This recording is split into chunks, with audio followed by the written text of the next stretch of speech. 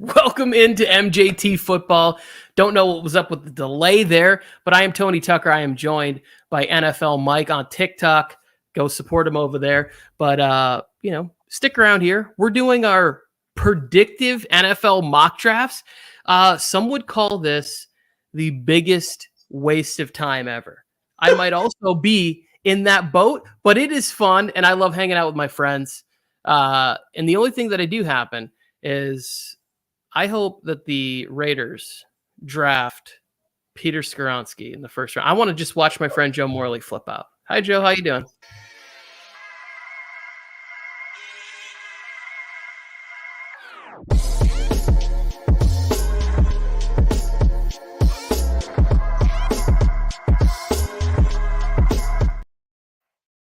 That was pretty good, Tony. That was a good intro. I'd love to see Joe flip out like he did when they picked Leatherwood. I know. And I know that he's watching right now. Joe can't be here with us. If you are listening to the audio version of this podcast, please consider coming over to YouTube, subscribe, hit that bell so you can come hang out with us. We're three friends who love talking football. We're always looking for a fourth. And the way that you can become a number 4 is get into the comment section here. We got a lot of really great regular commenters. I see him over there already. Football therapist. I think he's going to be happy with my mock for the Patriots. Harrison, there's nothing we can do for our resident Panthers fan on the show. They're taking Bryce Young. It seems all but done already that they're taking him. And Zero, we got a Cowboys fan /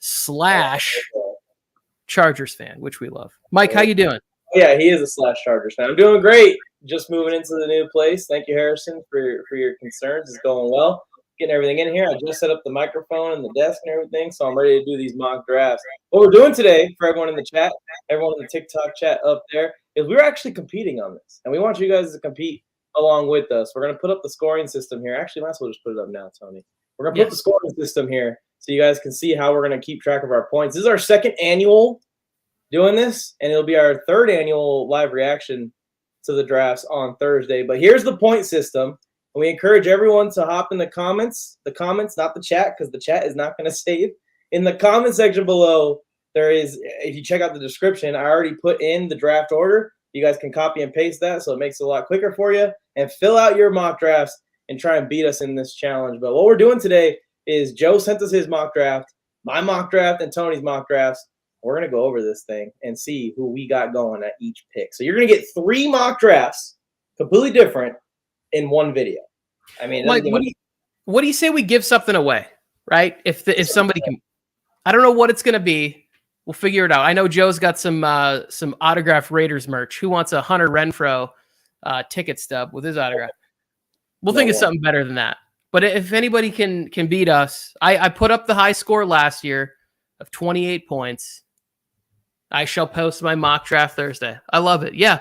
And that's the benefit that you guys have is you can go all the way up to the date. Now, I will say that I may make a modification if some huge news breaks and they're like, this is a slam dunk. All of a sudden we got, what's his name?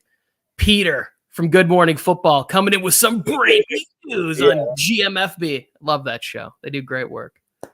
Yeah, or if Aaron Rodgers gets traded back to the Packers or some kind of weird drama happens, because I'm absolutely shocked. I mean, we're going to be talking about it, obviously, during the draft, that Aaron Rodgers and the Jets didn't wait a couple more days to just take over draft day like they do every year. I think that this is a huge win for both sides, right? The Packers are going to be able to get players in the building this year, and the Jets can just be moved on and done with this. I don't want to spend too much time talking about it, but I think it was kind of weird, like kind of not weird, but a low number, right? 65% of the snaps. That means like if the season isn't going well, you bench him in October to save your first, you know what I'm saying? Like, I don't know. I just thought it would be a higher number, or a number of wins or something. I think the Packers got a win with that because I think that he's going to play 65%. And they're getting a first-round pick for a guy who I'm not sure is going to play next year. Yeah, we'll see how that works out for the Jets. And they've had some experience with very similar-looking trades for very similar players in very similar parts of their career. But they're talking about the prizes for this competition, whoever wins. Football therapist wants a life-size replica of Tony to put in his living room. We might be able to arrange that. And Zero is saying do not offer up any Hunter Renfrow jerseys. That was losing if you won that prize. So that wouldn't be really a win for anyone. I just thought of an idea. What if the winner of the mock draft gets a jersey of choice, basically, whoever their favorite team is, but it has to be whoever their team took in the first round. That's a good one. Ooh, that's a good one. That's a good one. Your first round pick, you get the jersey right away. And if you're a football therapist, we're going to get you a Cole Strange jersey from last year. Yeah. No. They're gonna get someone good, Tony. I'm sure they will. At least in our mock drafts, we have them getting somebody good.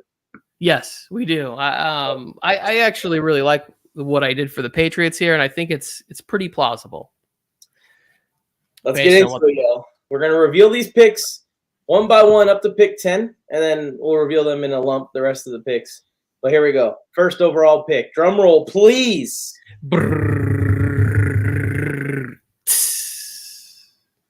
Whoa!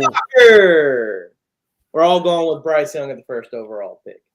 Yeah. Again, predictive mock.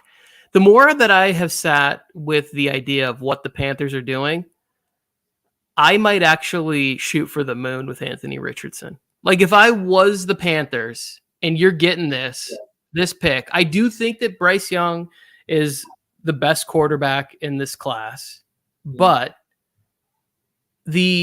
what Anthony Richardson could be, why not try to go to that well and see if you could just smash it out of the park and have a guy in the NFC that in 2 years could be right there with Jalen Hurts, best quarterback in the NFC.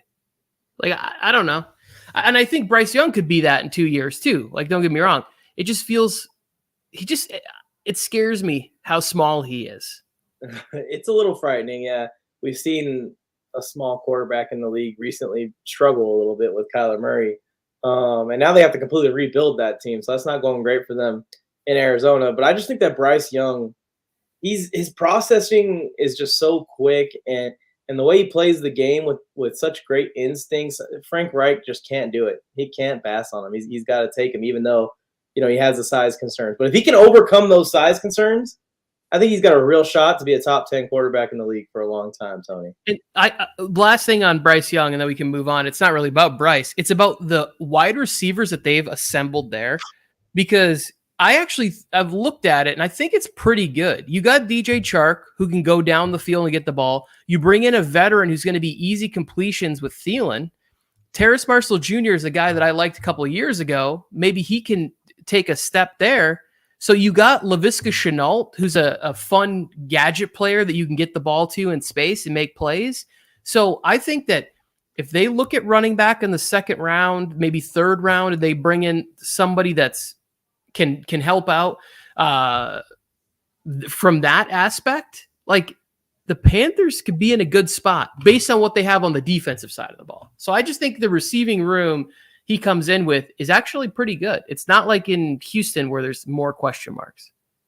Yeah, I think it's definitely better than in Houston, especially for a rookie quarterback. Like you're saying, you got some guys that have been around, been with a few different guys, and are going to, be consistent targets for Bryce Young. I think that's a good take. I actually was really high on the Panthers when they hired Frank Reich because they had DJ Moore. Still, obviously, losing DJ Moore brings them down a little bit for me.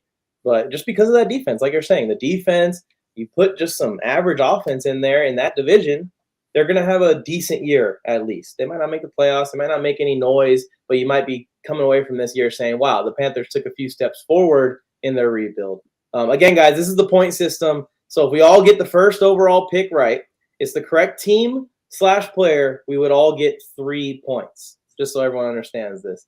And the rest of these are for trades. And if we get the position right but not the player right, we still get some bonus points. And you guys as well, like we said, put yours in the comments. All right, let's go to pick number 2 here. This is where things start to get mixed up a little bit. Okay. Me and Tony, the same pick here. We're both going with Will Anderson to the Houston Texans, who do not trade out of this position in our mock drafts. But Joe has got the spicy take. Not only do the Texans trade with the Colts at 4th overall, their division rival, they trade with the Colts so the Colts can get a quarterback, and the quarterback's not C.J. Stroud or Anthony Richardson. Yeah, so Real quick, Jackson, I appreciate the love you gave about the format and your above comment. And yes, like Mike said, you can participate in the contest. Just put your draft down in the comments. Tell your friends to come and put theirs too. We're giving away a jersey if you can beat any of the three of us. Well, no, it can't be any of the three of us. You got to win it outright. Because he's definitely going to beat Joe. Joe, this is ridiculous. I know you're watching. This is ridiculous. We give the jersey to whoever has the highest score, even if it's one of us three. Yeah. That's the rules of this. And to make it easier, I did put the draft order in the description, so you guys can copy it and then go straight down to the comments and do it. But yeah, what do you think here, Tony? You want to talk about Will Anderson first, since we both picked Will Anderson, and then we'll talk about this. I'm a really big fan of Will Anderson. Have been for a couple of years. He's the guy that, like, when I would go to hang out at my brother's house, my nephew would just be like, "Did you see the plays, Will Anderson?" Like, he's very exciting and very, like, beyond that, a very good football player. And then you take it to the final level of, like, what kind of teammate, locker room leader is he? It's exactly what the Texans need to do moving forward, is bringing in high caliber football players with high caliber character. And so I look at it, the thing that drives me nuts most when people talk about Will Anderson is they act like he can't get any better. Everybody talks about the upside of Tyree Wilson, the upside of Will McDonald and Van Ness and whatever. We already know what Will Anderson is. There is opportunity for him to evolve his game more. It's not like he's maxed out what he can do on the football field. And we know that he has the work ethic to continue to improve and maintain a high level of play. So I love this pick for Houston. Me too. I think this is the surefire guy that can be dynamic for D'Amico Ryans in this defense. And what I'm thinking here, the Texans are going to build this defense up first and then look at quarterback either later in this draft or at next year's draft and just kind of tread water and see what they can do. Because Ryans has experience over there in San Francisco. He sees what they were doing. Yeah, the quarterback has been their ultimate flaw, I guess, over the last couple of years, but that's been because of injuries, not necessarily the team hasn't been ready to go and compete for a Super Bowl. You start building this defense up with a pick like this at second overall, and you get your Nick Bosa for your defense and Will Anderson. That's a great start for the Texans in turning this thing around. And I personally think that if some of these youngsters on offense turn out to be good players, like John Mechie and Dameon Pierce continues to grow, that the Texans can turn this around a lot quicker than people realize, because this division also is wide open. Yeah, when we talked about it as the season ended, when the offseason first jumped off, I said the Texans was probably the second best job available out there. And D'Amico Ryans has already started making that take look pretty good. Just the players he's brought in, the coaches he's brought in. I think he's going to do a tremendous job. Let's talk about Joe taking Will Levis here. So if hypothetically a team was willing to trade with the Colts in this division, because I just feel like the Colts are the team that everybody hates. They had Peyton Manning and Andrew Luck. Like, they've had their bites at the apple and massive success. Like Tennessee, you have to go all the way back to like Steve McNair to like get on some success and it like massive success. I know Ryan Tannehill's been good, but like, why would they be helping them out? And if they were, it better be for like multiple picks, like not just like, oh, you're moving up 2 spots, we want your 3rd rounder. No, we want your 2nd rounder this year and your 2nd rounder next year and a 4th and somewhere. So I think it would have to be massive. But also, like, if you're the Colts, why not just stay at 4 if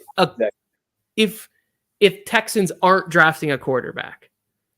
That's what I was thinking as well when I had the Texans stay put here. I looked around for, teams that would want to trade up to this spot.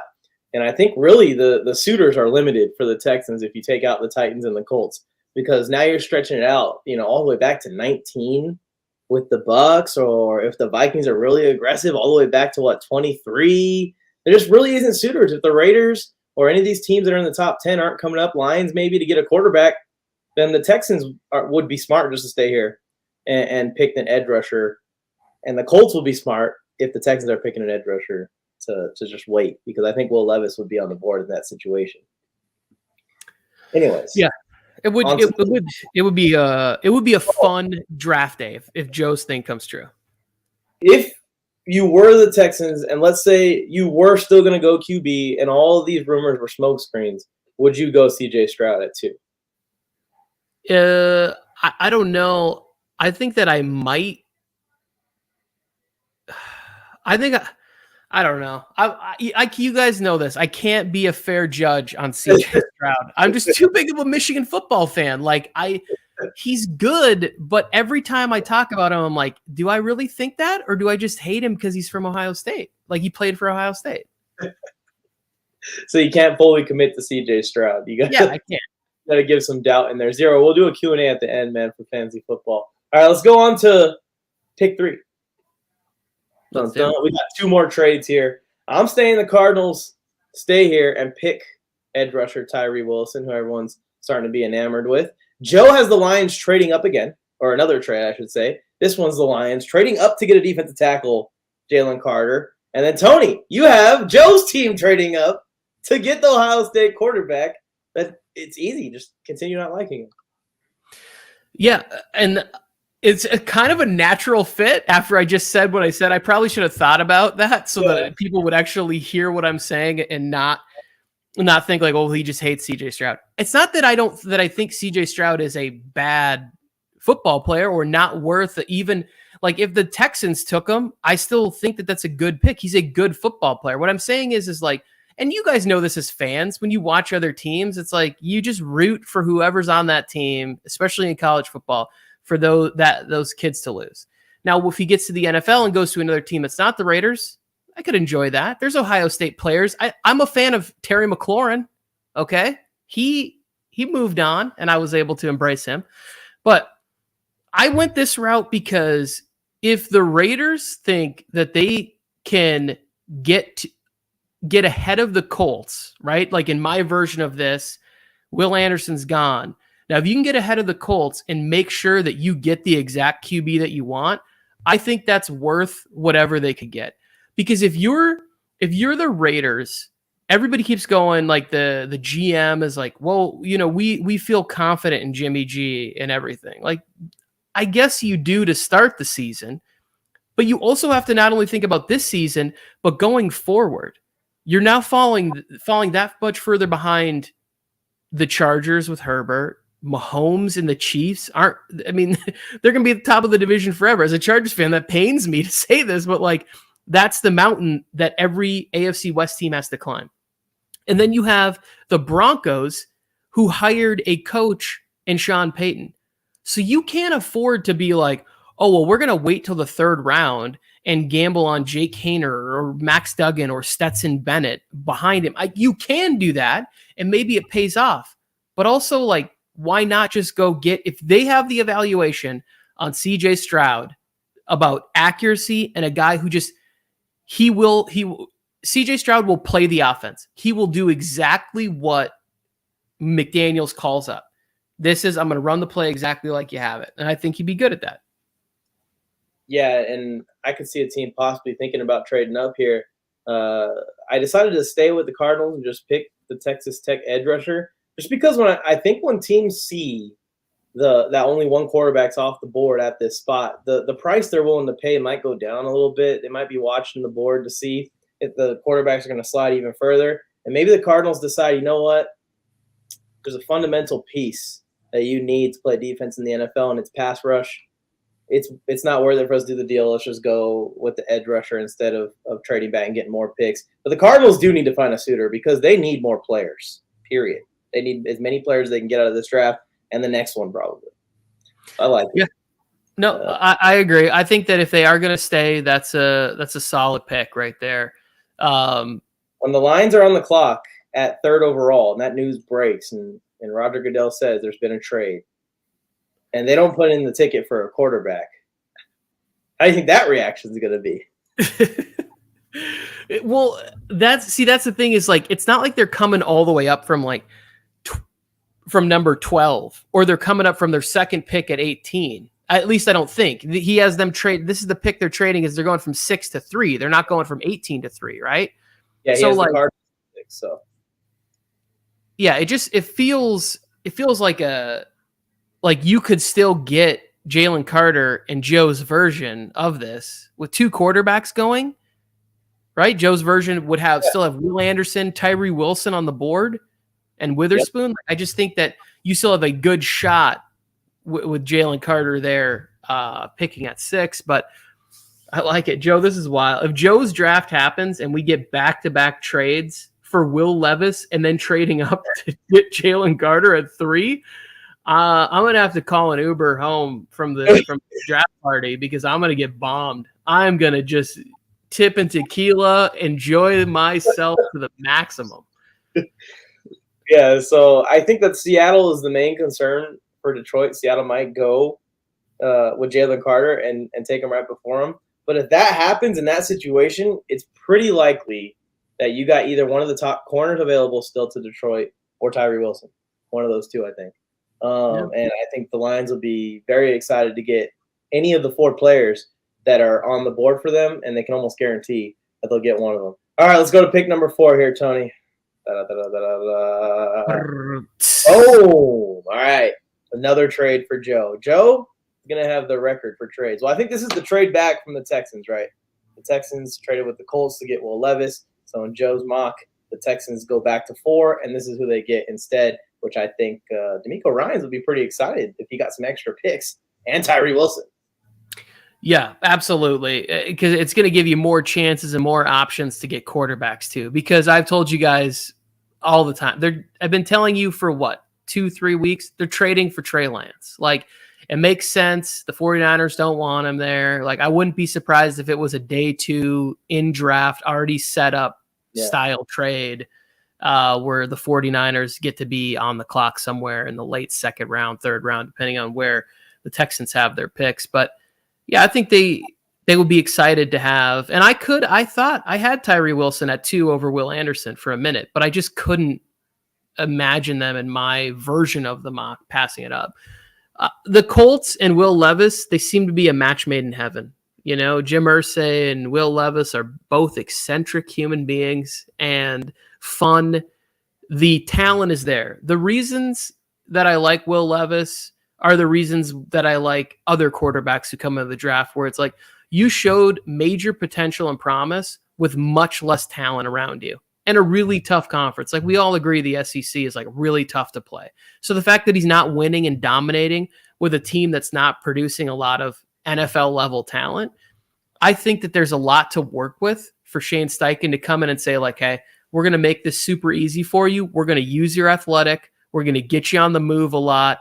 And we're going to just try and make explosive plays happen. We're going to allow you to lean on Jonathan Taylor. And I think Will Levis offers a lot of upside for the Colts with Shane Steichen there. Yeah, the Trey Lance talk is a whole other can of worms, Harrison. Maybe we'll talk about it at the end if we got some time. But yeah, I think that there's a lot of qualities when you look at Will Levis's game that overlap to a guy like Matthew Stafford. I'm not going to compare him to Matthew Stafford. I think he's a little bit more mobile than Matthew Stafford even. I could see him being a top 4 pick now, especially with all the rumors going around. With my mock draft, though, I'm banking that these rumors are Mac Jones-like rumors. You know, Mac Jones will be the 3rd pick, and everyone was hyping it up. We were basically ready for it. Day of the draft comes, they go with Trey Lance anyways. I just can't see how Steichen can leave Philadelphia and do what he did with Jalen Hurts, have him as an MVP candidate, get the Eagles all the way to the Super Bowl, and then pass on a guy who might be more athletic than Jalen Hurts. And I know that Anthony Richardson needs a lot of development as a passer. And I know that the Colts know he needs a lot of development as a passer. But so did Lamar Jackson when he came into the league. But his athleticism got him the time to develop as a passer. I think Steichen with Jonathan Taylor and Anthony Richardson in the backfield, they could get to work on a heavy run scheme like Philly has and protect Richardson and keep him using his strengths for the first couple years of his career. I'm going out on a limb here, trying to do a hot take because I'm starting to see in the rumors a lot of people are saying Anthony Richardson is falling. Like I said, I'm trying to bet on this being Mac Jones-like rumors where they didn't end up coming to fruition. Or like the 49ers, I think we're just sending out straight smoke. Everyone thought they were going to go Mac Jones. So I really like Anthony Richardson with the Colts too. Like, for me, it could have been either one of these guys. I basically just tied this to I've heard more positive rumors about them liking Will Levis than them liking Anthony Richardson. But I would love Anthony Richardson for his career in this spot. I think it would be absolutely, like, I think it would be dynamite. Like, it could be a team that could win 10 games next year. Like, you plug him in and play just kind of like a straight up option style with that, because there's also receivers like Alec Pierce can get downfield. He's fast. They're going to be able to flex on that. And you're going to have a big target who can get open. Michael Pittman. You got Jelani Woods. Big. It's tough to overthrow 6'8". Come on. Yeah. You really got to work at that. I mean, Cam Newton made it possible with Kelvin Benjamin, but And all those guys are very sufficient blockers down the field when we talk about what Richardson will do with the ball when he takes off. So I think that it could be a good fit. It's just whether or not the Colts want to do it as high as 4 overall. But I do think, Tony, either me or you are going to be right on this pick. I've been looking at everything, looking at all the smoke, looking at the press conferences that the Colts staff have been putting out, especially Chris Ballard. His are always really fun to watch. And there's just some kind of cool confidence amongst that staff. Like, they have their guy or 2 guys, and they're confident they're going to get them. I don't know if they know they're going to trade up, if they know who's going to fall. They just feel super confident that whoever they want, they're going to get them. And it's obviously not Bryce Young. So it's got to be one of these 2, I think. Maybe C.J. Stroud. Maybe. We'll see. Let's go to pick 5. Yep. Here we go. Seattle, staying put. I think this is the first pick, or the second pick, other than the first pick, where Joe does not have a trade projected, but Will Anderson finally goes off the board in his mock draft. So this was almost Will Anderson and Tyree Wilson switched around, right? But I went with Tyree Wilson. I think he offers a little bit. I like Jalen Carter a lot better. And if I were the Seahawks, I would pick Jalen Carter. But I'm predicting that Pete, who's like 70, he doesn't want to chew bubblegum on the sideline that much longer, Mike. Like, he wants a guy that in the next couple of years is going to give him sack production in the mid-teens. Somebody that might be able to come in and figure out how to put it together, and be on that upper echelon tier by year 2 of pass rushers in this league, where he's competing with guys like Myles Garrett and Bosa and TJ Watt. So although I think Jalen Carter is going to be the more disruptive, game-changing player ability, whatever the right words I'm trying to mash together to make a sentence for Jalen Carter, I think that the Seahawks would kind of go a little bit, I guess safer is the word I'm looking for, and take Tyree Wilson. Yeah, I hear you. And I think that they're going to be going pass rush also. Obviously, we all think they're going to be going pass rush at this spot. I'm going with Jalen Carter just because I have Will Anderson and Tyree Wilson off the board already in my mock draft. So I think that I kind of had my hand forced here as the last guy left. But I think Pete Carroll, when he's looking at all of these guys, especially these pass rushers, he's got to have some confidence in himself to get the best out of whoever he drafts. And if it's Carter, it's Carter. If it's Anderson, it's Anderson. And if it's Wilson, it's Wilson. But all we do know is that Seattle needs pass rush, and they need pass rush now. Why not use this 5th overall pick to address that need, especially knowing that there's another need that they want to address in this draft? They got to pick at 20.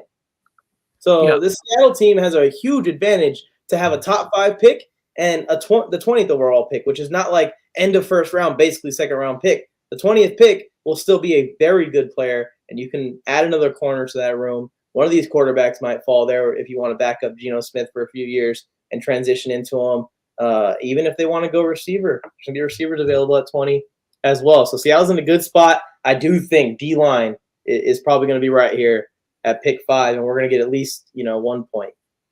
We'll just see which one it is. Yeah, I think it's I think this feels like pretty much a slam dunk for them. They're in a great spot.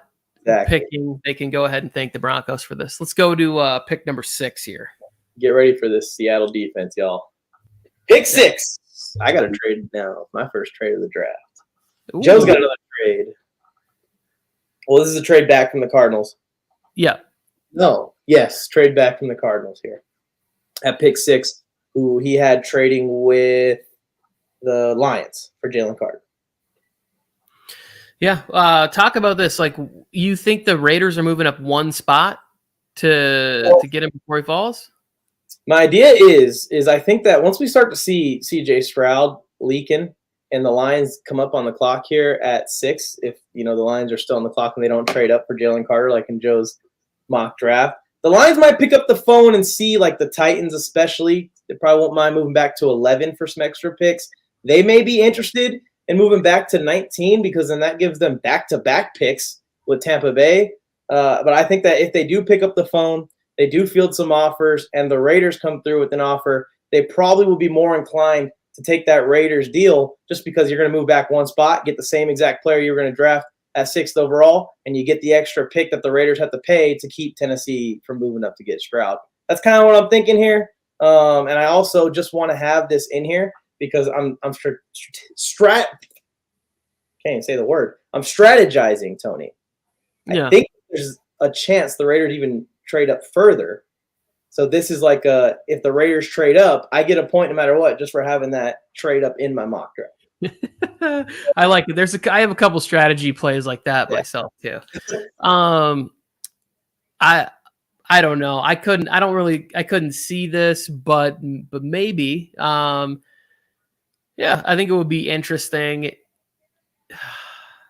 Just the Lions. The Raiders did say that, or rumors have it, the Raiders said that they want either Stroud or Bryce Young or nobody. So if you see Stroud a pick ahead and you hear the Lions say, like, we're about to give this pick to the Titans, do you want to pay that extra pick or not? You think they might pull the trigger now that he's only 1 pick away instead of 4 picks away? Yeah. I don't know. It's going to be interesting to see the Raiders moving up one. One of the things that I think I've gathered the most in all of these podcasts, whenever there's GMs or whatever experts talking, is they're saying that there's not as much conversation as the fan thinks on draft day. Like a lot of these things are ironed out where they say, hey, if a certain player falls, what would it take for us to move up one spot? What would it, they call each of the GMs and have those conversations. Hey, can we start to put together some sort of a hypothetical package to move up to your spot? Like how locked in are you on that? So a lot of those conversations are happening. And I just think that for them to be safe, they wouldn't just do one spot. They would be looking further ahead to those, to at the very least Seattle, somebody jumping ahead of them. But interesting enough, I stopped the fall with Jalen Carter here. I did hear or read one report where Dan Campbell said we've become much more comfortable with the idea of Jalen Carter after meeting with him. And I was like, okay. And that's why Joe saying they'll trade up to make sure that they get him. I see that. He just fits perfectly in the middle of that defense where they could even go add another sort of project pass rusher like what they thought they did with James Houston last year. Now, all of a sudden, you got one of the nastiest D-lines, O-lines in the entire game. And like I said before, Lions in the NFC Championship game. Mark it down right now. Yeah, and in this situation, the entire D-line is monstrous, and the entire D-line is inside of their first 3 years in the league. I mean, so they're going to be together for years to come. I think that definitely good landing spot for Carter would be the Lions or the Seahawks. Both those spots are intriguing to me. What do you think about Joe's pick here? Cardinals trade back. I'm assuming they probably got a haul for the 3rd overall pick, and they also get who they have to believe is cornerback 1 in this class, Devon Witherspoon, even though I have Gonzalez over him in my rankings list. Yeah. I think it's a good pick. I think you're getting, if he's evaluated on their board as the number 1 player at the position, like in Joe's version of this draft, there's already 3 edge rushers off the board. So go somewhere else where you can get maximum value for this pick. Like it's just the Cardinals have so much that they really is like, that was kind of my issue with them when I was sitting there looking at the board. I'm just like, anybody pick any of these top players and put them in and you're good to go. Yeah, they need almost every position but quarterback pretty much. Speaking of their quarterback, there was a rumor that Kyler Murray and the front office were talking, and Kyler Murray wants him to take tackle Paris Johnson Jr. Well, let's see what happens for pick 7. What happens? And there you go. Cardinals trade back with the Raiders, In your situation, for Paris Johnson Jr. Yeah, I think it's there. It was weird because what's his name, Kelvin Beachum or whoever the tackle is there, was kind of bad mouthing Kyler Murray a little bit, and then all of a sudden he re-signed with the team. I think on a 1-year, 2-year deal or something. They have another tackle spot. I just think that if you're going to have Kyler Murray potentially sit out for an entire year, why not get an offensive lineman this year? And to me, he'll project out the kind of the safer tackle outside of Skoronski. Cardinals bring him in. Great player. Graded by all the people that I trust. They say Paris Johnson Jr., slam dunk. Start year 1, left tackle, right tackle, gonna play, gonna be an effective player. So like that's what the Cardinals need is go ahead, get offensive lineman who you think is number 1 on your board. Start protecting the quarterback that's injured. That's probably a good idea, huh, Arizona? And then I'm going with the Lions. Obviously, they traded back with the Raiders as one spot. And I'm going with the cornerback, Christian Gonzalez. I also think the Lions, if these D linemen, like in my mock draft, goes down the way it does, they're going to look at that and go, damn, man, we wanted one of those D linemen. And now we can get the corner a little later. And then maybe they pick up the phone for that reason as well. But I personally like Christian Gonzalez. This is my first corner off the board over Devon Witherspoon. And I think the Lions need a man coverage corner. And Witherspoon is good at man coverage. I'm not saying he's not. But I just think that Gonzalez has more of the size and the man coverage skills and ball skills that the Lions are going to need to flip this secondary around. I believe they had the worst or second to worst secondary last year. And now they've added, I think they added Cam Sutton and they got a CJ Gardner-Johnson in there. They added a few guys to join that DB room. And they get another one here in Christian Gonzalez. And he can wear number 0 too. That Detroit defense. And I think they added one other guy too, Emmanuel Mosley, right? There was another corner they added there. So if they could bring in Christian Gonzalez in year 1, Christian Gonzalez is weird because I'm also a huge fan of his too. And every time evaluators talk about him, he just keeps falling. And they're like, well, don't be surprised if, teams are looking at Joey Porter Jr. or Deonte Banks as the second corner off the board. And I'm like, wait, what happened? He was like the number 1 corner 2 months ago. So it's going to be interesting. Well, if he's there at 21, might be tempting. Yeah, I would be psyched about that pick if that is the pick at 21. JSN, wide receiver out of Ohio State, didn't play much last year. What's funny is that I thought he was in last year's draft. Yeah. And I just had forgotten about it because he had played so well the year before. Mm-hmm. And now that he's coming out in this class, I think he offers a lot of really easy completions at the next level for any sort of young quarterback. So I like this pick for the Texans here, depending on whoever they bring in, whether it is they trade for Trey Lance, like I'm suggesting, or they draft a quarterback in this class. You're getting a nice, easy targets. That'd be great. And what they pay for this pick as well, Tony. This is a come up from the 12th pick to the 7th pick to get JSN. So they're going to have to spend some picks in the future. And is Houston in the position to spend picks? I think they're close. I think they are. And if they like JSN enough and they think he's the wide receiver of the future and they are going after Trey Lance, that plan's already in motion, then yeah, go get your wide receiver. And I think that you can be pretty comfortable at this point with Ohio State and LSU wide receivers. I mean, it just seems like no matter where they get drafted, no matter what the concerns are behind the scenes, it's like a 8 out of 10 hit rate on these guys. They're freaking crazy.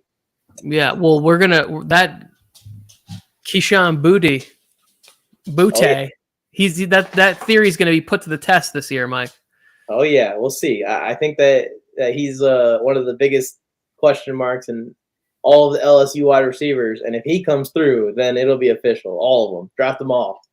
So we all have the Raiders moving. We all have the Raiders moving. Yeah. So this is the pick 7. No Raiders pick here. This is where the Raiders were supposed to be. Joe hasn't moved back to 12. Yeah, I see that.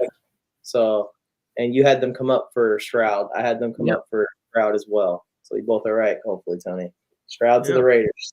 Let's go. Josh McDaniels ruined this kid. I mean, I'm sure it'll go great. On to this one, and when I was putting this one together, I was like, this is interesting because me and you are kind of thinking similar here for Atlanta. And I remember when we did one of the mock drafts, me and you both were like, I think Joe drafted a receiver for them or somebody, and we were like, they need defense really bad of some sort, both in the secondary and on the D line, and even at linebacker too, but that's something you got to address later in the draft. We both are going edge rusher here. Joe's going offense still. But if CJ Stroud's falling, you put him with Desmond Ridder and have him take a spot? Desmond Ridder switching back to number 9, his college number. He's going to get the stink of number 4 off of him there. Whole new player, whole new man. And he probably just wanted to give that number to Taylor Heineke because they're just both such good dudes. That's a great quarterback room that I'm excited about. Go Falcons, rise up, whatever they're saying is. I'm not really sure. I'm pretending to be a fan, but not really. This is with the Falcons.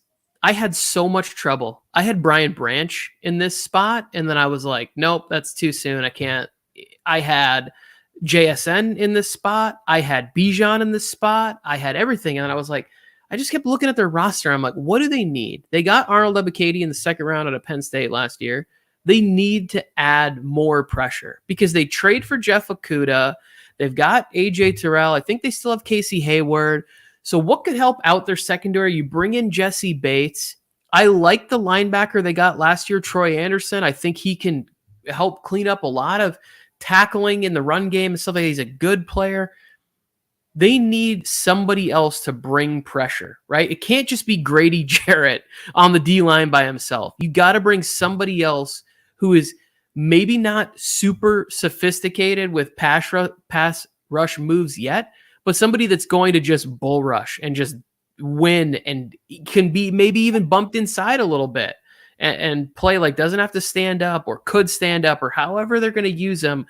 I just think bringing in somebody like Van Ness, you could get production out of him year one, maybe not sack production, but pressure production. And they need that.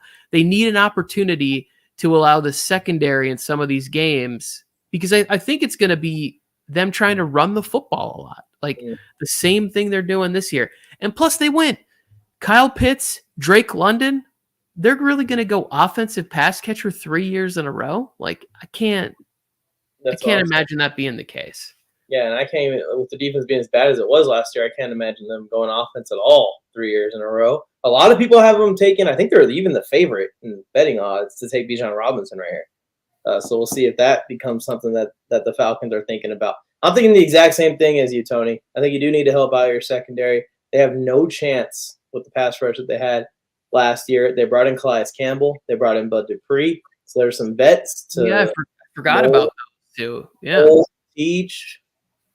Get behind a rookie, a youngster for your future. I'm going Nolan Smith because the more and more I dig into this guy, the more and more I'm falling in love with him. And I was one when I saw the testing of the combine to go, hold up, I'm not just going to fall for this immediately and say that he should be this top 10 pick just because he did all this. But then when I started to dig, like I said, you just start to realize this guy has everything that you need in a pass rusher but size, but he negates it. Like he's so strong and so technically sound that he negates it. And also, there's a report coming out that almost every NFL team agrees that this is your best leader and that this guy has a chance to be a captain very young in his career based off what he did at Georgia and that defense. And if you're leading that defense, I want you to lead my defense. Well, in this case, the Atlanta Falcons defense. So that's why I chose him. I could see him going Lucas Van Ness or a couple of these other rushers that are going to be available here for him. We got Poppy 214 in here saying CJ Stroud top 4. I had CJ. I think he goes top 4 too. Have him going 3 to the Raiders, and then he says Bijan to Philly. Harrison, Falcons are ass. And therapist saying toughest team to project right here. I don't think that they would take CJ Stroud. I think that they would be trying to call teams that might be interested for getting their future quarterback. You got Vrabel, who I believe played at Ohio State, drafting at 11. Maybe in this spot, they're talking to the Titans and saying, hey, we have a relationship with you. Arthur Smith used to work with the Titans. I'm sure that they have an open line of communication of some kind and say, hey, are you guys interested in moving up to 8 in Joe's version of this and getting CJ Stroud, and the Falcons gain some more, day 2 capital and just pick somebody at 11. And they probably still get Lucas Van Ness or possibly a Nolan Smith at that point. But when Nolan Smith talks about how much he loves the run game, Mike, I was like, please be on the board at 21, please. And then everything that comes out, it's like Nolan Smith, top 10 pick, Nolan Smith, top 8. I'm just like, he's not going to be there at 21. Probably not. I've seen some mocks where he falls back into the teens and into the late teens even, but that's about the cap on all the mock drafts that I've seen drawn up where Nolan Smith is taken inside the top 20 picks, almost in every single one. What's interesting, by the way, guys, with the CJ Stroud talk, him falling to pick 8 here to the Falcons and Joe's draft, and it's something to watch when we do our live, in-person NFL draft reaction show on Thursday. If you guys want to come back and join us for that. Joe has the Falcons taking CJ Stroud. But both me and Tony have the Raiders trading up for CJ Stroud. So Joe could have easily mocked CJ Stroud to the Raiders if he wanted to, and it would have made sense. I mean, we both are doing it. But he didn't. Which means he does not want CJ Stroud, which means I hope they get CJ Stroud. I love it. Let's go to pick 9. Pick 9 it is. And here we go. Offensive lineman starting to fly off the board. I got my first offensive lineman coming off with Paris Johnson Jr. And I don't know who the top tackle is in this class, Tony. I think it's between all the 7s that you're seeing on the screen right now. Whichever way it goes, I'm not sure. But I think that Chicago, if they give Justin Fields a choice, or if they ask him, like, man, is there any guy you prefer? Justin Fields is probably going to say his former teammate, Paris Johnson Jr. And what locked this in for me when I was deciding this, and the way I did this is I went pick by pick and just dug on everything I can, pick by pick. I spent almost an entire day doing it. And when I went through the Bears pick, I found an old interview. I think it was from last year. So Justin Fields is already in the NFL. Paris Johnson is still at Ohio State. And Paris Johnson was on like this 20-minute rant about how good of friends him and Justin still are and how they still want to play together. They want to play together in the league one day, all this stuff. And I was like, well, let's make it happen then in my mock draft. I think it's a reasonable pick here. And if I didn't have him going to the Cardinals, I would definitely consider him here. Skoronski feels like safe, stable, strong, potential, all pro, like whatever position, like even because we went through this with Rashawn Slater. When you play at Northwestern, for whatever reason, you get overlooked, the arm length, this and that, whatever. But what are the fundamentals? Like when you turn on the tape, like does he struggle with anybody that you put in front of him? Like not really. So like, I don't know. Again, the people that I trust and respect their opinions of the most will keep saying that Skoronski is the best overall offensive lineman in the draft. And even if he is moved at guard, I had a version of this draft that I was going to put up here where I had Skoronski going to the Eagles, because if he's on the board, like the Bears need a lot and they need an edge rusher. They need pressure. They need something. So if some of these rushers are there at 9, I could easily see the Bears going with a Nolan Smith, Lucas Van Ness. Like if Jalen Carter falls to 9, now all of a sudden you put the Eagles on the clock with a need at guard and a guy who could potentially kick out to tackle if Lane Johnson retires, and you want to put him out at right tackle in year 2 or 3 or whatever when Lane's gone. Skoronski feels like a slam dunk for the Eagles if they stick and pick right there because of his not only greatness at the position but his flexibility. Yeah, that's why I'm really high on him too, is his versatility to move across the entire O-line. It's a very underrated value to have on your team, to have a guard that can play tackle and a tackle that can play guard. And it's something that can save seasons. We saw it with the Chargers, but we've seen it with multiple teams over the years. It's why I also think in a lot of mock drafts, I see him falling out of the first round. I don't think Darnell Wright's going to fall out of the first round just because he can play both. Yeah. Darnell Wright's interesting because some people have him super high and then other people just don't want their team to draft him at all. And I think he's a good player. I think he'll be a good player. I read the only thing that made me drop him a little bit in this version that I did was there was weight concerns. Anytime that people start talking about like, oh, players are heavy, they have trouble controlling their weight, I just think that lack of discipline scares some teams off. Yeah, it definitely can. They definitely can. I just hope that he still gets drafted because of that versatility factor. And there's some teams at the end of the draft that need some help on the line. Anyways, let's go to 10 here, Tony. This is an interesting one. The Eagles are a team that I think is really hard to predict which way they're going to go. I think it'd be easier if you know who's going to be on the board at 10 in the first place. I think they can go a bunch of different directions with the state of their team right now. Joe has them trading out. Joe has the Eagles trading out of this 10th pick with the Jets, who come up and get their tackle. I have the Eagles doing what? Who was it? Someone said this in the chat. It was Exotic Poppy 214. Bajan going to Philly. I bet you he's a Cowboys fan. That's right. He's had a Poppy. They're not taking Bijan. I know this is fun and what everybody wants. They're not taking Bijan. Not there. Maybe in Joe's version where they trade back and they get more. But I can't see Howie like doing something different than what he's done in the past. The thing is if you look at what would take them to the next level, and that's why these Derrick Henry rumors are kind of crazy, because Derrick Henry would take them to the next level if he could stay healthy. It's a freaking superstar running back. And congrats to Miles Sanders, man. He had a good year last year. He got his payday. I think he's in Carolina now. But he was not a superstar running back in this backfield.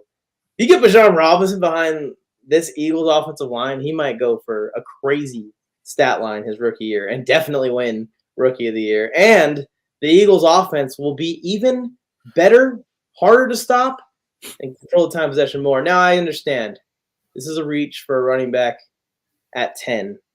I tried to find a trade candidate for the Eagles. And it's not that it would be hard to find a trade candidate. Obviously, Joe found someone to trade up right here. Just, I don't know if they are going to be Bijan Robinson, if they're too confident, if they trade back, that he doesn't go to someone else. But, Tony, you want edge rusher here, the guy that I like a lot, Nolan Smith. And the Eagles' defense is basically becoming the Georgia Hall of Fame defense. Yeah, so I had this flip between Lucas Van Ness and Nolan Smith that went back and forth between 10 and 8 of who these two teams would pick. Nolan Smith feels like he's going to come in, he's going to rotate, he's going to get a chance to learn from Brandon Graham with maybe in his final season with the Eagles, learn from Hassan Reddick, who just had a monster breakout season last year, and they actually kind of play the same. And he's going to get to learn how to rush the passer a little bit more and be used in different ways than he was at Georgia, and get more snaps and just be part of and add to a really great culture with the Philadelphia Eagles that they have there, and just continue a tradition of really great defensive line play. What do you think about Joe's pick here? I think that he's got the Jets getting a little scared. They saw Peter Skoronsky go in his mock draft. And they go, you know what? We need Paris Johnson. So we need to move up right now a couple picks. And for the Jets, with the Aaron Rodgers trade, this is now from 15 to 10 instead of 13 to 10. So keep that in mind as well. Yeah, I like it. I have the Jets drafting a tackle too. So I'm all for it. I think if you're going to bring in a 40-year-old quarterback, you need to make sure your offensive line is sealed up. And when you do get back Breece Hall, I'm sorry, that you're ready to go. You're ready to protect this guy and give him time to distribute the ball and have, a top 5, top 10 offense that you're hoping for that can match the play of your defense. And you can finally live up to the hype New York puts you in every time you guys get a whiff of anything good happening. And early in the draft process, I remember seeing another rumor. I chase these rumor mills trying to figure this out, that Aaron Rodgers wants to tackle as well. So he knows. I need to have a clean pocket, man, because I am getting up there in years. I need to be standing behind the Buccaneers O-line like Brady was for the last couple of years of his career. Yeah, and the Jets still have a second-round pick, even though they had to give that up. They got in the trade for Elijah Moore. And I believe they have 1 or 2 picks in the 3rd round. So I could see them moving up, like to get the guy that they want to make sure, this guy's going to play right away. So, yeah, good for them. Good for the Jets. On to pick 11 here. We're still going to go pick by pick, y'all, so stay with us. But the rest of the picks are going to show. It's 11 through 20 with this graphic. But here we go. Here's what we got. And if I made any mistakes, Tony, please call them out and let me know. Making graphics. But pick 11. Here's what we got here. I'm going with the Titans, staying put, seeing in my mock draft that quarterbacks kind of are sliding a little bit. I had CJ fall all the way back to 7 to the Raiders. So maybe the Titans are cool with Will Levis, and they go, you know what? If CJ Stroud makes it back to the Raiders, pretty sure that we're going to be able to get Will Levis at 11. Joe has the Titans picking the offensive tackle Broderick Jones, which, by the way, if you guys are piecing this together, that is 3 straight tackles in the draft, a run of tackles for Joe's mock draft. And Tony, you have him going quarterback also. Yeah, the fall of Anthony Richardson in my version of the 2023 draft stops with the Titans. And I think the Titans, like I said, could be calling the Falcons when they're on the phone with them at 8, right? And saying like, hey, he's still there. I thought about making that trade, Tennessee putting him there and drafting Richardson at that spot. They drafted Malik Willis last year, and I think that this is a direction that they would like to go in, and they just didn't see enough from Malik Willis that they thought would take him there, right? Like athletically, Malik Willis is the guy, but why not be the backup? Why not have you draft your backup first? You got him in the 3rd round. Go get Anthony Richardson, who's on another level of athlete, and maybe even potentially save a little bit of Derrick Henry's career. Stretch this thing out with somebody that's on his level as a runner with the football. Like, I know that's a crazy thing to say, but if you watch Anthony Richardson, right, it's like watching some of those highlights from Justin Fields last year. Like if you didn't know football clearly, you'd be like, oh, that guy plays running back, right? Like he's doing that kind of stuff, or that's a receiver / running back type player. It's not. And some of these kids that are coming out, some of these young men that are coming out they got wheels. Like I just am not used to seeing this type of athleticism from the quarterback. It's crazy. And imagine that read option game with Derrick Henry. And keep in mind, when you talk about tackling these guys, Treylon Burks is on this offense as well, and he's a yak monster. His prototype is kind of a bruiser receiver that's going to make plays with the football in his hands after he catches it. You got Anthony Richardson running at you, Derrick Henry running at you. If the Titans' O-line wasn't completely decimated, then it actually might work out in year 1. But I could see them doing this and extending a little bit of that Derrick Henry dominance a couple years, because now he doesn't have to carry as much of the load, but he still is going to get the volume and the touches that are going to put the Titans, in close games, especially within their own division. Another thing that's interesting here, Tony, we have it flipped. You have Colts going Will Levis, Titans going Anthony Richardson. I got Colts Richardson, Titans Levis. So we'll see how that goes. If they draft quarterback either way, we get some points for the position.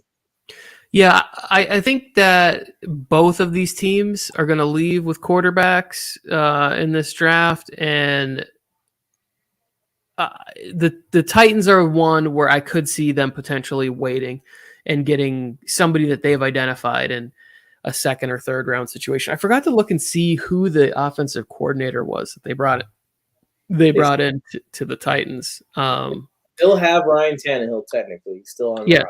They do, but and I think that he would offer again trade opportunities there with some teams, especially like injuries, or you just need a veteran quarterback. You didn't quite get you're not quite getting the play you thought you were going to get out of in camps and stuff like that.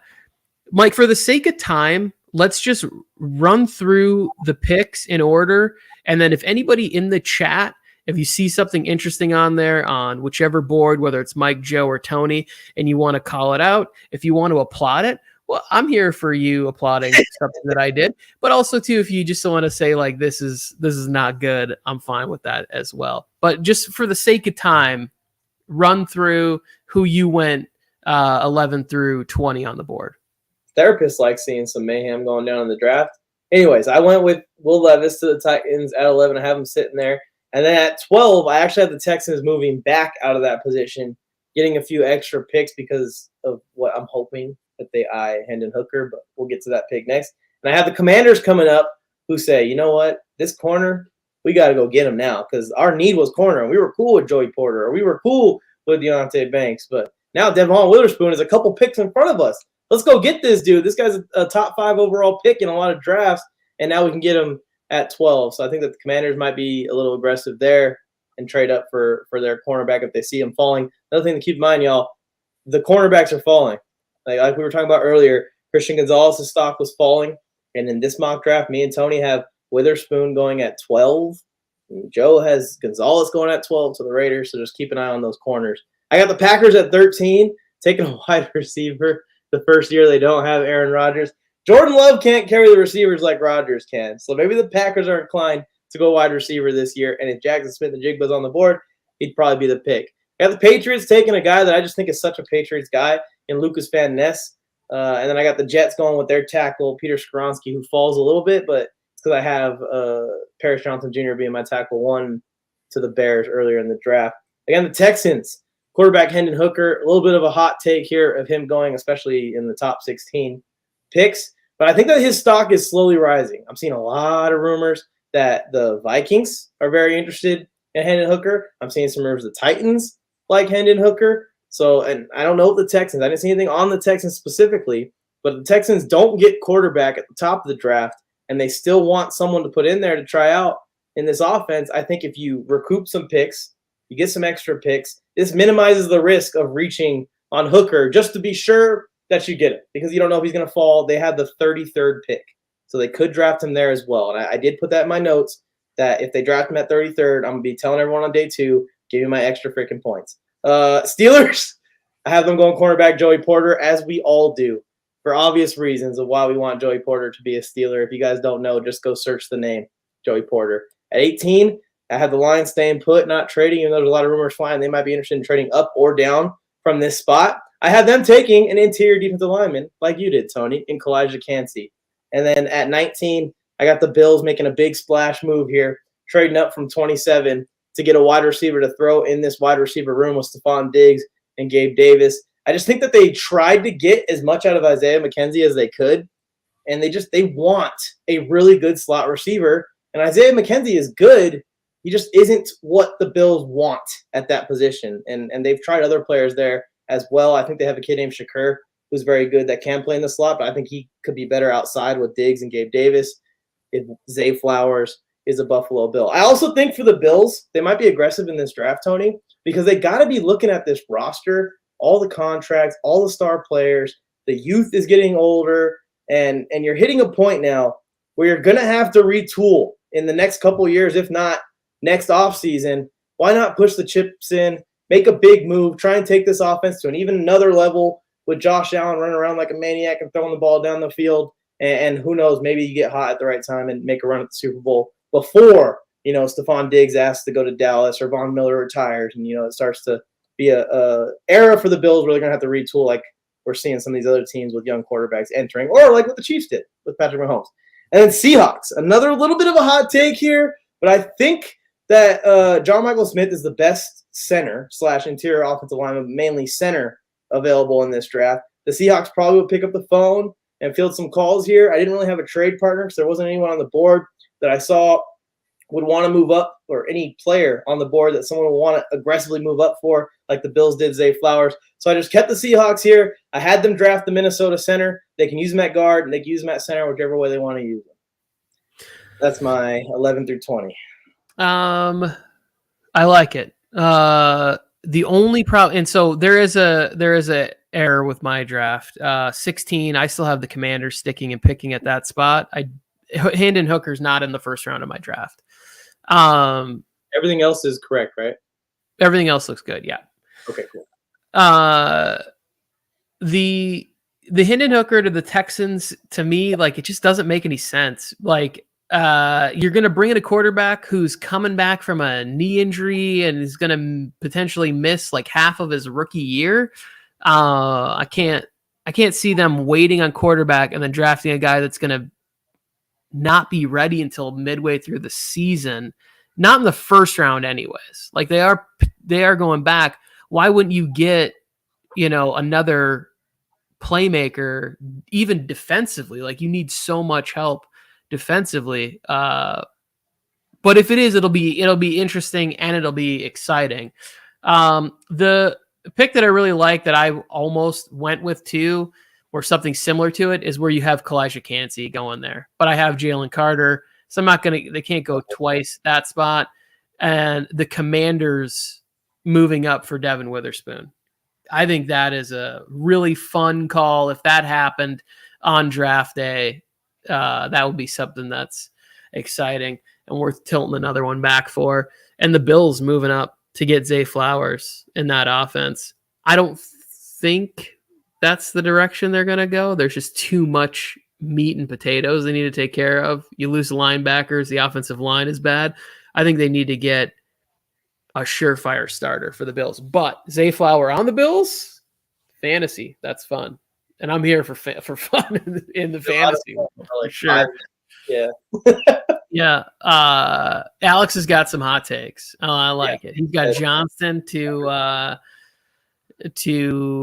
the Titans at 11. He thinks the Packers go tight end. I had them at tight end too until the trade was made yesterday. And now I think that the Packers can not only get a position that they need, but also troll Aaron Rodgers at the same time. And it's going to be talked about greatly on whatever draft coverage you're watching. I'll go through mine quick. I went QB from Florida, Anthony Richardson to the Titans at 11. Texans get the cornerback from Illinois, Devin Witherspoon. The Packers get the slot receiver from Ohio State, Jackson Smith and Jigba. The Lions trade up to 14 and get Christian Gonzalez from the University of Oregon. The Jets move back, obviously, with the Rodgers trade. They get Broderick Jones, the offensive tackle from Georgia. This is a mistake here. This is the Commanders, but this is one that I think is interesting and I'm going to talk more about in a second. But I have the Commanders taking the tight end from Utah, Dalton Kincaid, and I'll explain more why I have that in a second. Steelers, Joey Porter Jr. I thought about going offensive line here, but in my version of this, some offensive linemen are starting to fall. So why not go get a position they need, a player they're familiar with, a family they're familiar with, get Joey Porter Jr. It is fun. I don't really know if that's going to happen. The Patriots are on a trade back with the Lions. And I figure if they trade from 14 back to 18, Bill Belichick feels like the guy who would say, Bijan Robinson cannot be on this board any longer. And he will figure out a way to make it work with Ramondre Stevenson and Bijan Robinson in the same backfield. Like they're going to run some 2 tight end sets with Gesicki and Hunter Henry. They're also going to run some crazy 2-back formations with Bijan or Ramondre Stevenson. It will get innovative. It will get fun. Will McDonald, the Buccaneers need a lot more than I think we think, right? Like Tom Brady came in and made some stuff work. So I had them going a couple different ways. I had them trading back at one point to get more picks.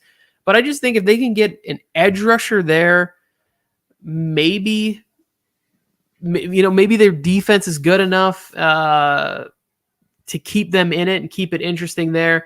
Seahawks, Tyler Lockett. We keep sending him off. We keep trying to send him to the pasture. But Zay Flowers, wide receiver, Boston College, to the Seahawks. I'm going to go back up to where it says 16 under Tony, and it says Texans. That's supposed to be Commanders. And they take Dalton Kincaid for this reason. And this is what I thought was interesting about it.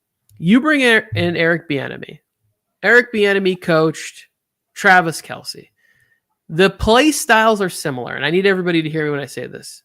Dalton Kincaid is not and most likely never will be Travis Kelce, but I think they both give it a great opportunity to always get open, easy catches, easy completions, and I think Dalton Kincaid could actually transfer pretty well into the NFL, right? Like the transition for tight ends a lot of time is really difficult.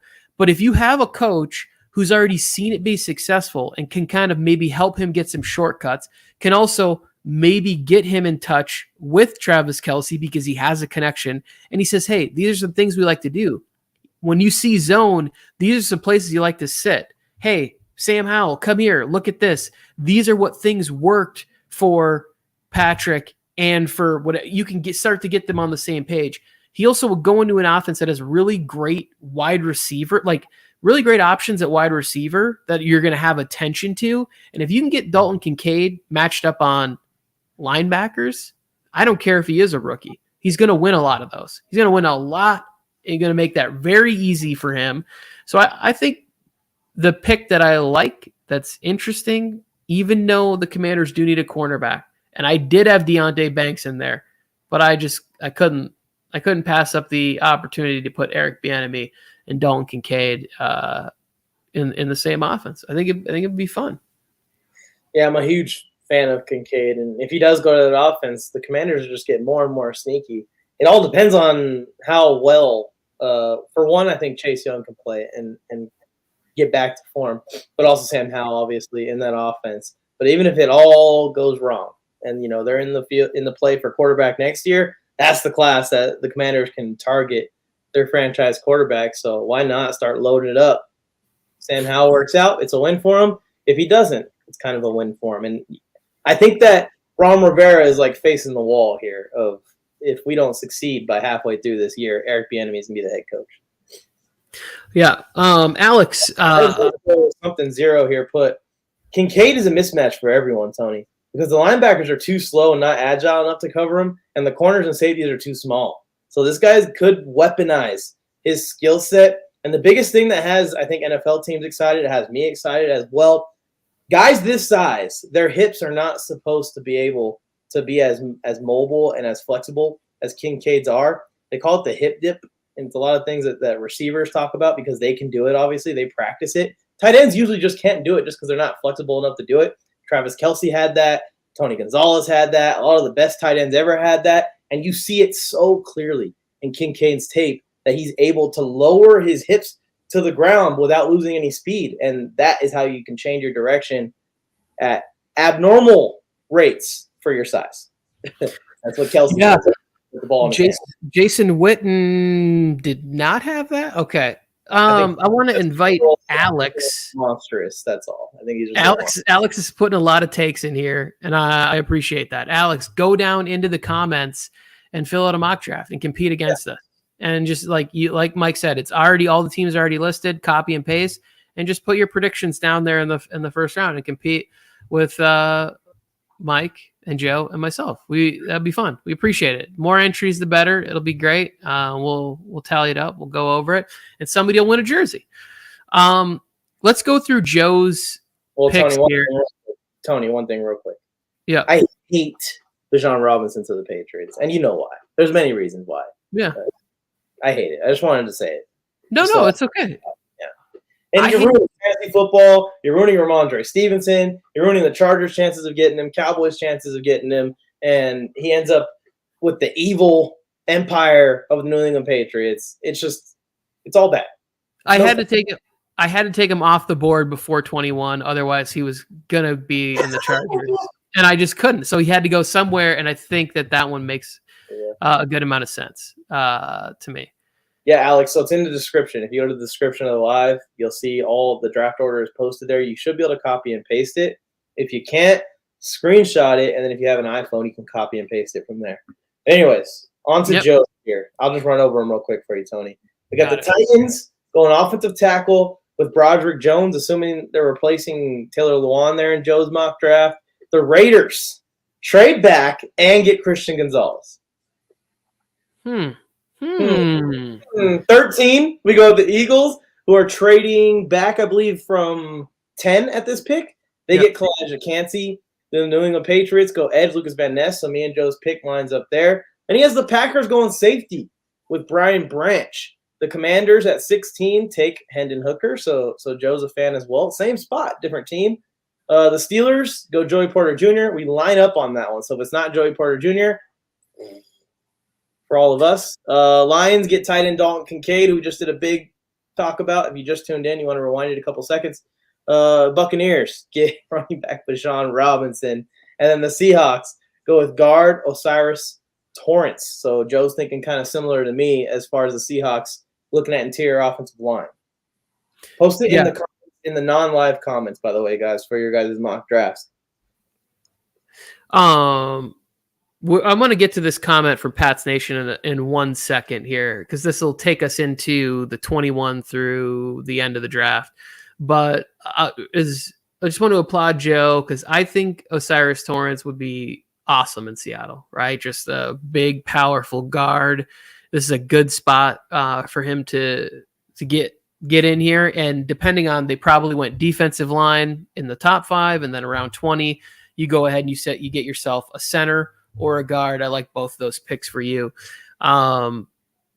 The other pick from Joe that I really like with the Packers, with Brian Branch at 15. Like I said, I had the idea where I had Branch on several teams, including the Patriots, inside the top 15. I ended up putting him a little bit later.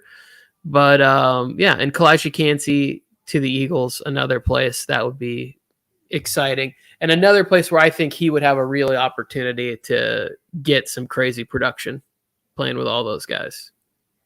What do you think about the Raiders? Do you think that there's a high probability that they trade back? I know a lot of Raiders fans that I watch on TikTok want them to trade back. They want them to trade back more than they want anything else. They don't want any of the players that are going to be available at 7 unless there's a free fall of one of these edge rushers or not corners, one of the edge rushers. Pretty much that's it.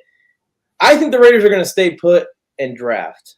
I think that they think that they need another star player on this roster, whatever position it is that they're targeting. But what's your thoughts? Do you think there's a chance that they trade back like a lot of the rumors and fans want them to?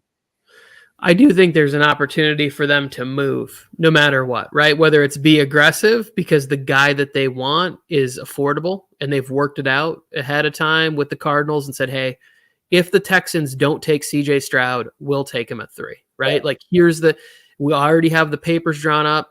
I have a feeling that if it's a smoke screen and CJ Stroud goes to the Texans or to the Colts, move into 3 or something, I could see a scenario in which they are calling teams, and they're calling the Titans at 11. They're calling the Eagles, they're calling some of these other teams, like, because the Eagles might be looking and saying like, hey,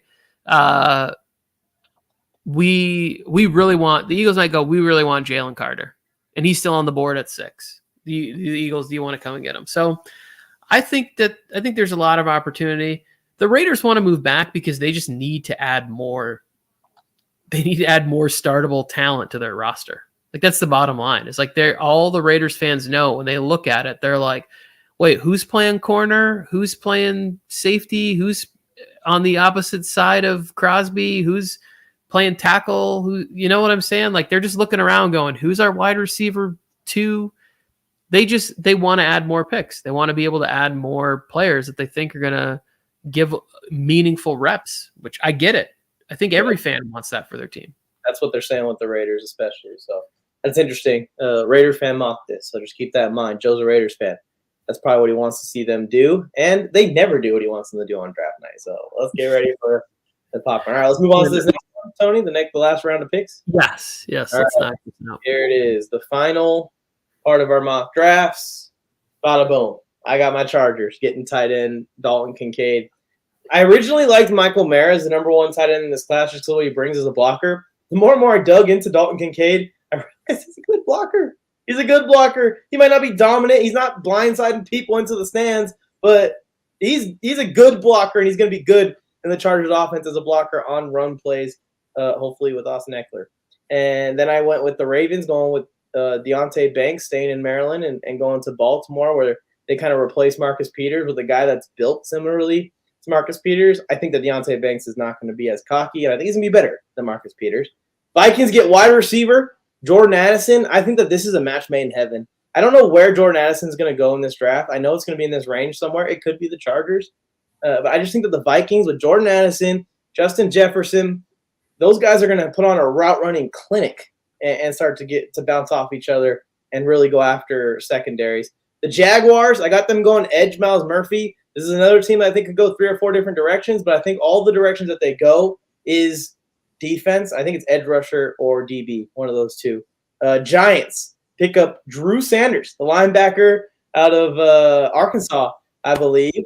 Yep. Got 21 squeezed in here. The Giants, I think, will be targeting wide receiver, as all the mock drafts had them targeting wide receiver. Everyone thinks they're going to be going wide receiver, but they have a big need in the middle of their defense at linebacker, and they are picking at the end of the first round, where some of the receivers are going to go off the board, and if they can't get the receiver that they want, you can wait and get guys at the caliber, at the next tier of receivers after you see, Jordan Addison and Zay Flowers and all these guys go. Then I got the Cowboys drafting Jason Witten 2.0.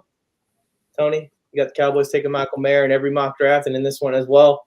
The Buccaneers, who I had trade back from 19 with the Buffalo Bills, came up for Zay Flowers. I had them taking Darnell Wright, who could be used at right tackle to replace Donovan Smith, or inside to replace either of the inside offensive linemen that they've lost over the last couple of years. And I got a little bit of a hot take here. Is it starting to become a trend that Jamari Gibbs is starting to catch the eye of a lot of these teams at the end of the first round? Scared of the Chiefs drafting him. But I got the Bengals taking him and getting some insurance for whatever the hell is going on with Joe Mixon right now. Then at 29, I had the Saints taking defensive tackle Mozzie Smith to be an anchor in the middle of their defense. I'm just such a big fan of Mozzie Smith. Every time I put on his tape, I just feel like this guy does not move. He does not budge. He doesn't always get penetration, but he is not getting pushed back ever. His center of the gravity is so low. He's so strong, and he's just dominant. And then I have the Chargers trading back in here. Now, I'm going to say that I don't think Brian Branch is available at 30. But in my mock draft, when things started to stack, I started to realize, like, I don't really have a home for Brian Branch right now other than maybe Minnesota or Jacksonville, one in that range of the draft. I'm not going to fall out of the first round. And the Chargers, I don't know if you guys remember, a couple years ago, Anthony Lynn, in his final draft of his career as a head coach, unless he gets a return to the league as a head coach at some point, Tom Telesco was aggressive in the only draft he's ever been aggressive in. He drafted Justin Herbert and then traded from like 50-something to 22 to get Kenneth Murray, who ends up being a bust. I think maybe Staley's in year 3. You know, this team's expectations should be skyrocketed to AFC Championship or something like that at least. Maybe Telesco does something similar for Staley that he did for Anthony Lynn. He goes, I'll get you an extra end of first round pick here in Brian Branch if he starts to fall far. But I also just kind of wanted to have fun because when you go over your draft, Tony, it'll make more sense. I saw yours and I was like, if the Chargers don't have a pick in his draft, I need to get 2 picks in my draft. And then I have the Chiefs getting Andrew Wiley replacement at right tackle and getting Anton Harrison. And a guy that if Jawan Taylor does not work out for them and for some reason that contract is not good, he could play left tackle as well. And that's my next set of picks here. Yeah, I like the Anton Harrison. I thought about that one there. I like both you and Joe. I'd be happy if they took Kincaid or Addison. Obviously, I would like a trade back. The Drew Saunders one, I love it, Mike. I had him with the Bills, then I had Jack Campbell with the Bills, and then I was like, well, what if Drew Sanders plays here? He just is so good and big and athletic. I think that he could be, I heard an interesting place where he was sent was in one of the mocks I was listening to the Cowboys. Like, what if you had 2 guys like Micah and Drew who could both play off ball and then also go like get like sack production? And Dan Quinn is the kind of player, like the kind of coach that I think that makes for a really interesting spot there. I removed Miles Murphy from my first round. I had him with Tampa. I had him with the Saints. I had him with everything. Like I just really, really wanted to get him in there and I could not, but I like it. I think these make sense for the most part. And what do you think of Cincy's pick here? Cincinnati have taken Jahmyr Gibbs. I don't think that's going to happen. They have a need at tackle, and then they also have edge rusher need, right? Like at some point they need to think about getting premier positions that are going to be on cheap contracts. So when you have Burrow, I think you got to get tackle or you got to get a defensive end. Like you have to get somebody that you might be able to have a cheap starting contract on. And I think at this position, there are a couple of guys, like, did you have Will McDonald go in your draft yet? Like, I think they would have to look in those directions, like they'd have to look at like edge rusher because Hubbard and Hendrickson, they're getting a little long in the tooth, and you could use a little bit more. Let's go get Patrick Mahomes, Justin Herbert, whoever we're playing in the AFC Championship. It's Justin Herbert, but we all know the answer. I'll go through mine real quick. Steelers, they trade up with the Chargers, and they take the Tennessee offensive tackle Darnell Wright. The Ravens get a much-needed cornerback, just like Mike has here, Deonte Banks. Vikings USC, Pitt wide receiver Jordan Addison.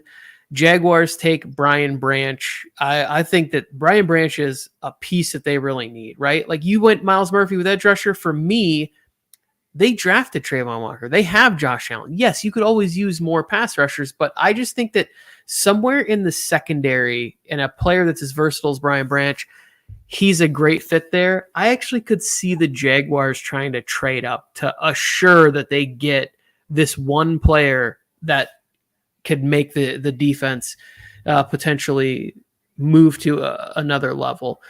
Giants, they need interior help. You just signed, you got to get John Michael Schmitz in this spot. Like you just signed Danny Dimes. You got Tag invested in Saquon. They had troubles with the offensive line, even though they had Evan Neal last year out of Alabama. I think you get that center figured out. Cowboys, Michael Mayer, the tight end from Notre Dame. The Bills, they need interior line help. Like go get Osiris Torrance.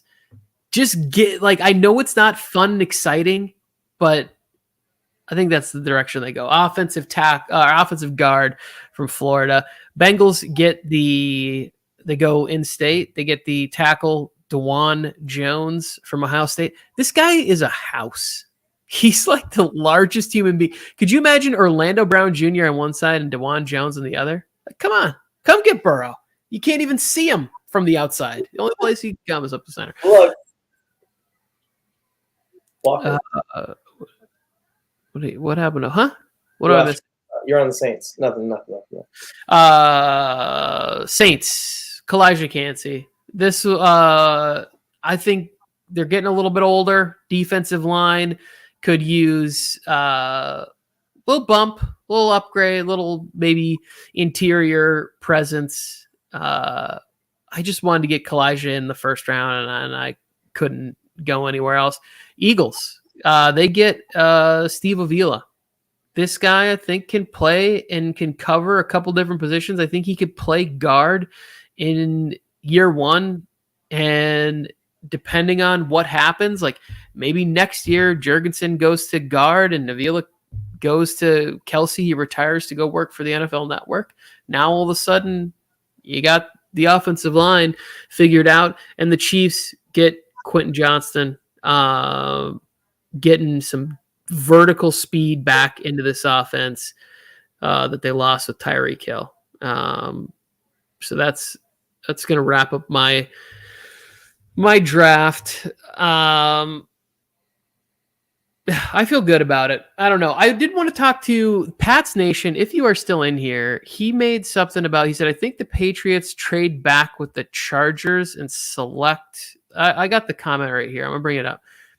The Chargers and select trade Zay Flowers. Like, who are the Chargers going up to get in that scenario, Pat's Nation? Like, I want to know who are the Chargers moving up to 18 for. And most likely it's probably a receiver. Oh, maybe Bijan Robinson. Bijan Robinson. Maybe it's Bijan. All right. I'm good with it. We got you, Alex. We got you. Yeah. Oh, I thought he was making a joke. I thought he meant after the Thursday draft was over. I was like, hey, those saying we need this in before 5 p.m. Eastern, whatever, 5 p.m. Pacific Standard Time on Thursday. I won't accept any cheating. That's a rule book, Tony. Yeah. So Joe, this is interesting, and we'll close up after this one because I got to run and pick up my child. Chargers, he goes Jordan Addison. The Ravens, Will McDonald. I could totally see that. Vikings, Deonte Banks. Jaguars, Nolan Smith. That's quite a fall. I could see a lot of teams trading up for him before that. The Bengals, Michael Mayer. Cowboys, Miles Murphy. Buccaneers, Darnell Wright. Giants, Quentin Johnston. Saints, Mozzie Smith. Eagles, Keon White. I really like this. He's going to the draft, and I would love to see him after sitting in the draft for 30 picks and thinking, hey, day one might not be my day. You know, like Yeah. I should pack 2 suits. I hope he does go in the first round. Keon White, I think he's going to be a really good, solid NFL player. Like, I don't know if he's great, but I'm rooting for him. I'd be happy if he found his way to the Chargers. Chiefs, Josh Downs. This is the one I want to talk about. Why would Joe put his favorite wide receiver from this draft on the Chiefs? I thought the same thing when I first saw this. I thought the exact same thing. You couldn't have just flipped that and had the Giants get Downs and the Chiefs get Johnson or something?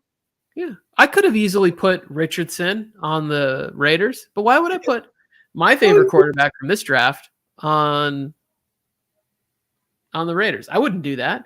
I could have put Zay Flowers or, like one of these other guys instead of Quentin Johnston. No, I'm not doing that. Whatever. Joe's got his favorite receiver in the draft. Yeah, going to one of his nemesises where he's going to have to watch the Raiders lose by 50 to him again. Steven, getting an education. Good for you, brother. Yeah, this will wrap it up. But Steven, go into the comments or go into the description of this video. Hopefully you can copy and paste the draft order. Give us your first round mock prediction.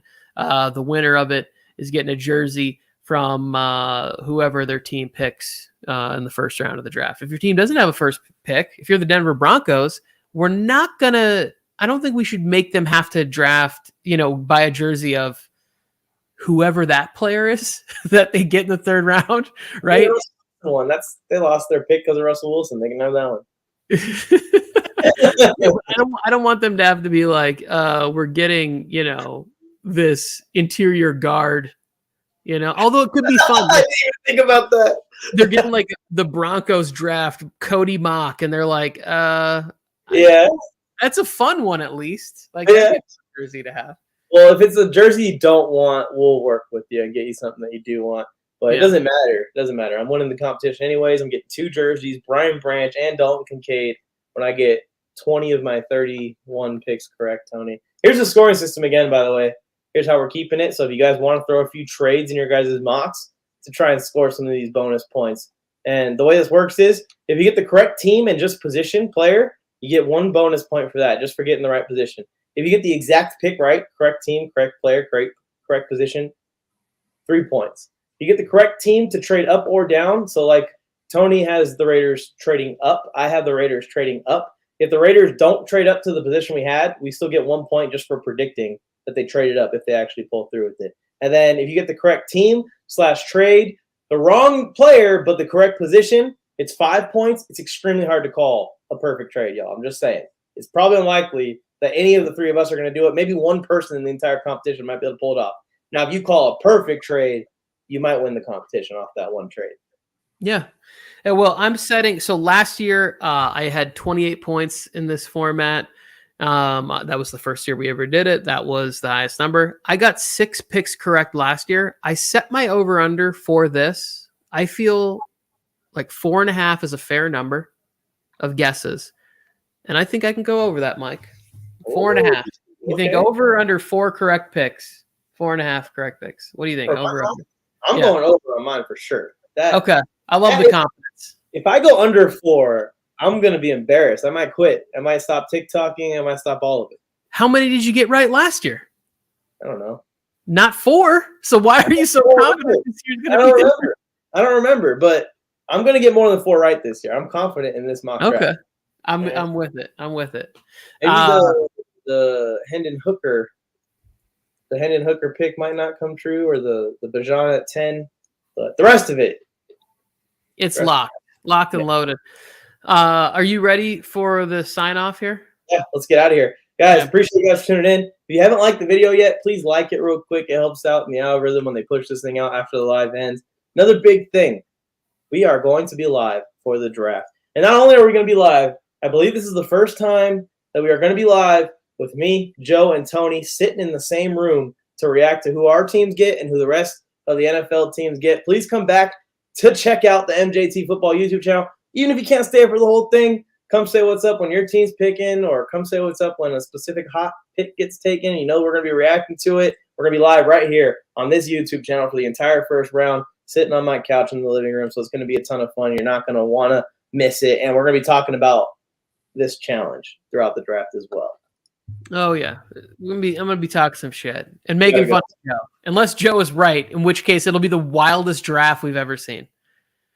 That's true. We'll see. If Joe wins this, then I'll just put my hats off to him. Like, Joe, I'm not even gonna question anything you ever say ever again. If Joe even gets one of his like 6 trades correct in this draft, it's gonna be a lot of fun to be around for that.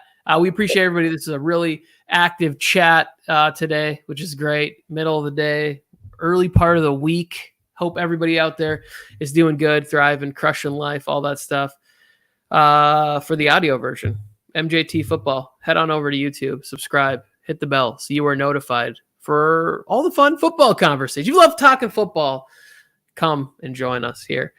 3 friends who love talking football. We're always looking for a 4th, so hit the subscribe button. Until Thursday night, right? Yep, we'll see you guys Thursday. Peace out. Da-da-da-da-da-da-da.